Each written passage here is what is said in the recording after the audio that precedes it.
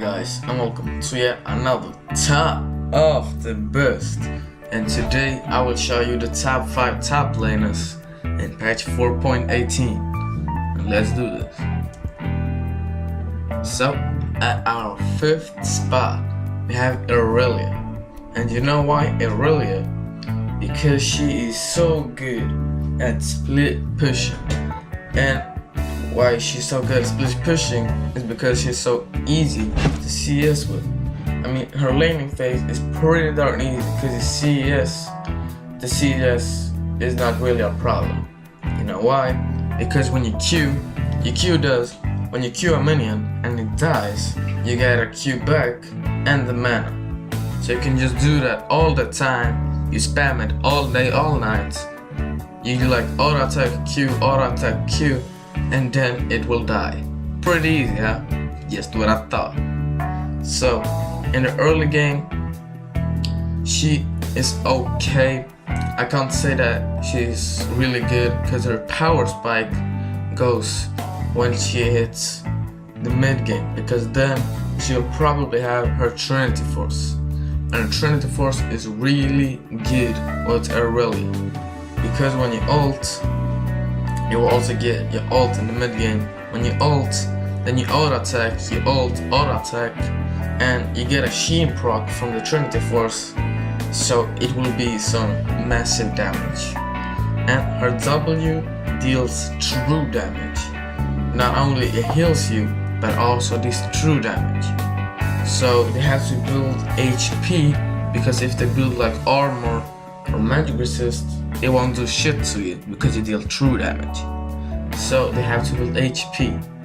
That's pretty damn bad if you talk to me.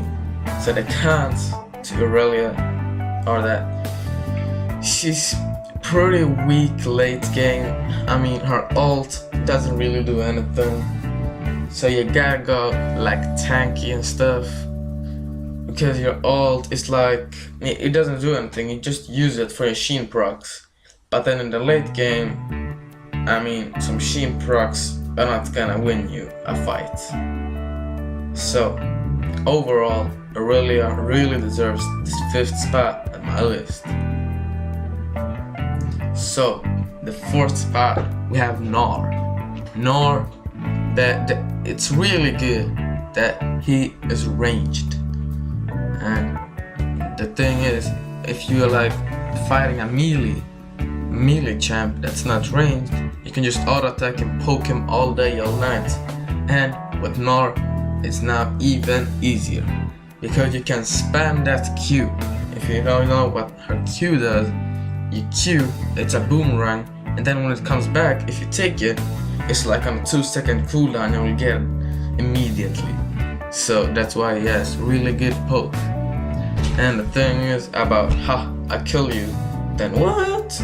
It's because his passive is really good. Like if you're low, then suddenly you get your passive. It's like it's like a Nasus ult or a Renekton ult, or no, it's probably like a Shyvana ult. It gets you more HP and your attacks change. So your W now gives you a stun, and your Q is really the same. So it's really darn good. I mean, his passive is really good. It can be good and it can be bad. It's also on the cons list, but I think it's really fun to use, because you go low with purpose, and then when they see you low, they will go all in on you, and they go all on your minions.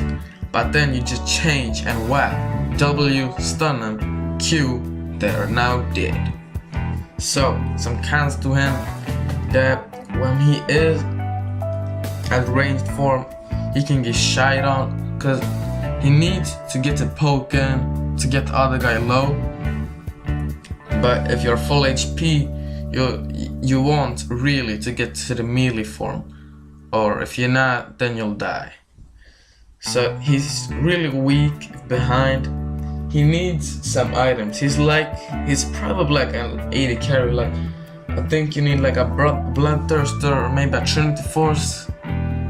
So you have to get a poke and CS a bit and kill him. Go for ignite. Then late game, he falls off a bit late game because the reasoning really is because your Q doesn't do much damage, and in team fights you have to get that range. You must get in melee because you have to be that tank line that also deals a massive damage. So it's pretty hard to do that. So you can get shied on like an AD carry, or you can get a bit shied on. You have like half HP, then you change, and then you shied on them. So pretty darn easy. And then some costume also is the thing. I kill you. Oh, I changed. Because when you're going to kill them, you're just going to stun them on the turret, but then you suddenly change, so you don't stun them and then they just go away, and then they maybe go back and kill you. So I really think Gnar is a really fun and decent champ to play. I mean, I think it's really good, but if you don't play him right, he can get shot. So Gnar at 3rd place really deserves it. I mean the 4th spot. Gnar was at the 4th spot. Malphite is at the 3rd place. And Malphite is really strong in all the stages, early, mid, and late. That's why I put him here really, because he can poke really good at the early game.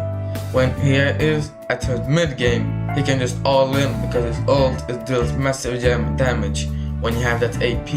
And in the late, he falls off a bit late, but I think it's really strong because you can ult in, and his ult is really good. I mean, in team fighting ultimate, you go in, and if you knock up everybody, think of if you have like an Orianna, Yasuo, or something like that, maybe even a Malphite, a Jarvan, then you will do a really massive damage. So I mean, his ult is really incredible. If you don't even have anything of that, you have like a Katarina, it's still darn good because they can just kill everybody while they're knocked out, because they can't do anything while they're knocked out. And the 4th thing about this guy is that he's tanky. Tanky is really a strong point, because if you're not tanky, then your jungler has to go tanky. And I don't want my jungler to be disappointed on me because I'm not tanky. So that's why if you fall behind, then you will get really weak. But I don't think that you will fall behind with Malphite. But if you do that, you can just build tanky, and then they probably won't be killing you. And the 5th and final thing about this guy is that his AP. His AP is incredible. He deals not only real much damage, but if they build AP against you, then like if they tower dive you or go in for like fight against the minions, they will take really much damage because they need armor. The tower deals AD and not AP, so they need to build armor. So the tower will just shite on them. So that's really why Malphite is really good when he's AP. One concept that I really found is that he's not ranged, so he can get a bit like poke it on and stuff in the lane, because his only shield that he has is his passive, but like 1Q with Gnar can get away with that passive. So, and then if you like play Gnar, you just Q him, you poke him, and suddenly he's dead. So it's really because he doesn't have any mobility or something. I mean, if it's not ranged, it's not really good, because you need to have a stun or really good mobility to get away like in ganks and stuff. So Malphite really deserving 3rd spot on this list. Now at second spot, we will soon be at the first spot. We have Riven. Riven is really a god at split pushing. You just use your Q and then you W. It takes minions with ease. And her mobility is incredible. And I said all of her abilities are nearly mobility. Her Q is like 3 flashes. And her E is like 1 flash. And it shields you. And her W, if they come close to you, then you could just stun him. So she has really darn good mobility. So if you split pushing and they find you, then you can get away really easily. And I said really easy. So she's really good at 1v1. You know why? Because she can make really good plays. I mean, her kit is incredible. You just ult in, you stun them, and then you let your Q do all the work. And if they're like an Olaf or something, or maybe a Gnar, you just E away from their Qs, or it can just be a man and E to them, because you still have that shield. And she snowballs really hard. I mean, her snowballing is incredible, because when she snowballs, I mean, it's like she can carry a team so easily, man. It's no coming back when she is snowballed. So some counts to her are that if behind, you're pretty weak. I mean, you haven't got much presence.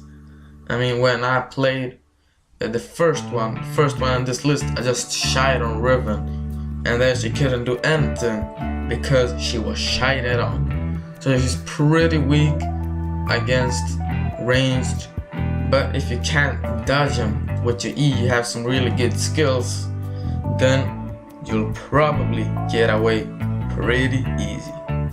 And the other thing is that she's pretty weak versus armor.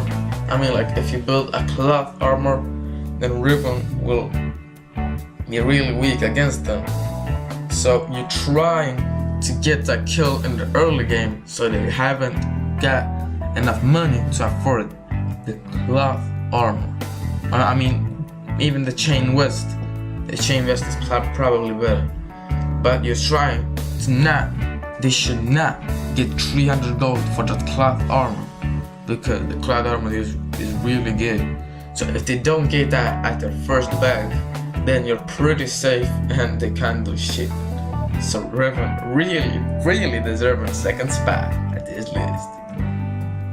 Now at the first damn spot, finally, Rise. Rise is only 450 IP to play.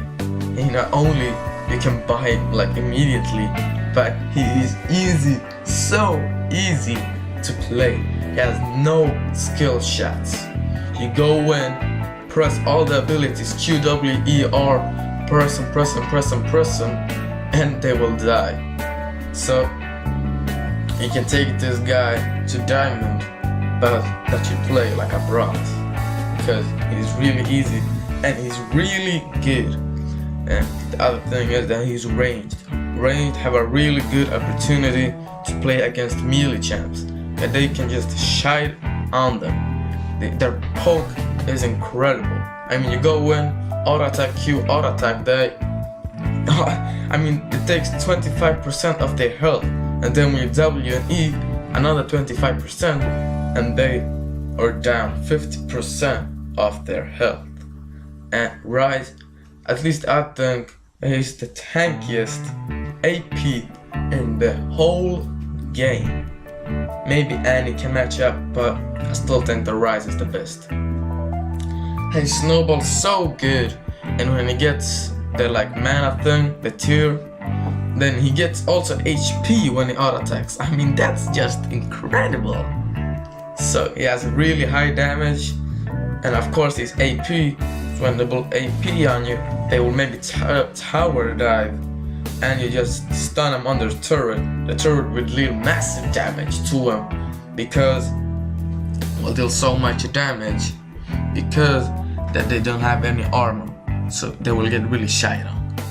Another thing is his laning is really darn good. I always go and take ignite. You should probably take teleport, but I am a greedy fucker and I take ignite. I Q him, then they'll probably go back, but then I flash Q him and ignite them and they are down. So his poke is really good with his laning. I mean, it's incredible. It comes to him that if he's not scaling, then you probably won't be doing anything. I mean, scaling is incredible. So if you don't have like a mana, the tier and stuff, then he won't be really good. That's also if behind you suck. So Rise is my favorite top laner for patch 4.18. This has been top of the best, and I'll see you guys in my next episode. Bye.